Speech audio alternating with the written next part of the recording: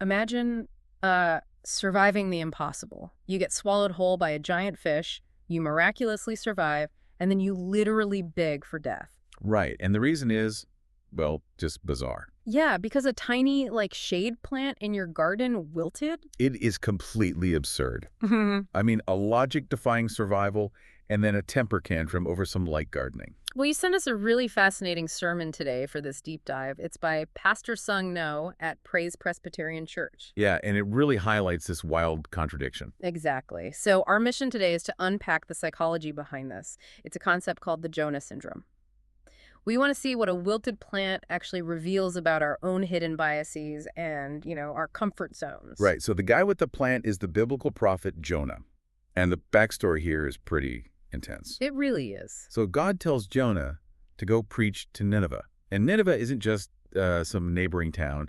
It is the capital of the Assyrian Empire. Right, a brutal occupying force, basically a mortal enemy to Jonah's people. Exactly.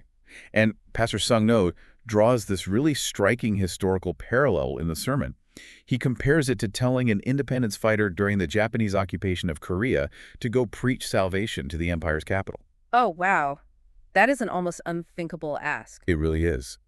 But, Jonah eventually does it. He goes, he preaches, and to his absolute shock, the whole city repents, like all 120,000 people. And God actually spares them. Yes, but instead of being relieved, Jonah is absolutely furious. Because he knew God was merciful, right? He just didn't want that mercy applied to them. Exactly. He says, I knew you were a gracious and compassionate God.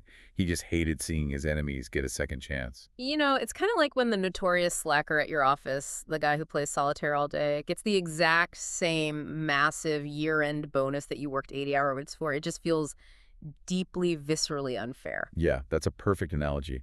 And scholars actually have a name for that exact feeling. They call it the Jonah syndrome. The Jonah syndrome. Yeah, it's that bitter resentment that bubbles up when grace is given to someone we strongly dislike.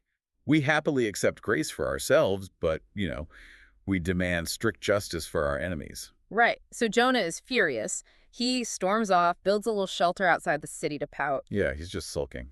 And then God makes this gourd vine grow over him to give him shade. And Jonah loves this plant. But then the next day, God sends a worm to kill the vine, plus a scorching wind.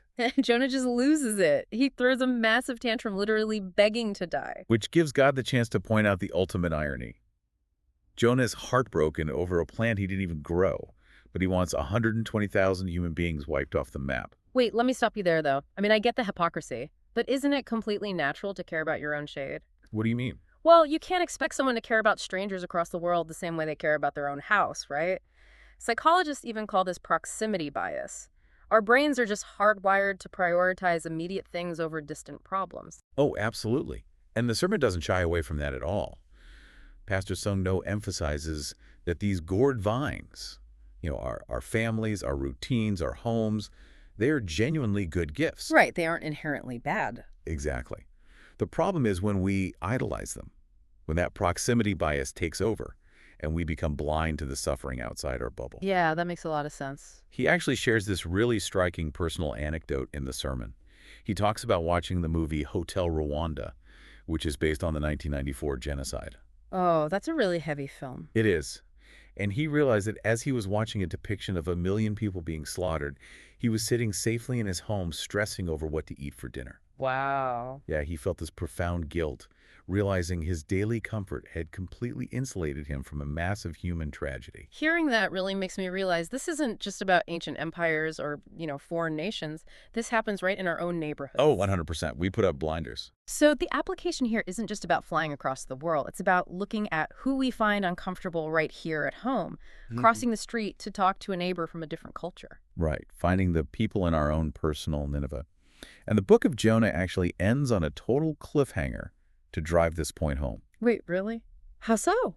Well, God asks Jonah, should I not care about this great city? Mm-hmm. And then nothing. The text just ends abruptly. Wait, it just stops. Yeah, it leaves Jonah's answer out completely. It essentially turns to you, the audience, and demands that you answer it. That is powerful. Which leaves us with a final thought for you to mull over. If your own personal gourd vine was suddenly taken away, would it reveal that you've been caring more about your own comfort than the people struggling right outside your door?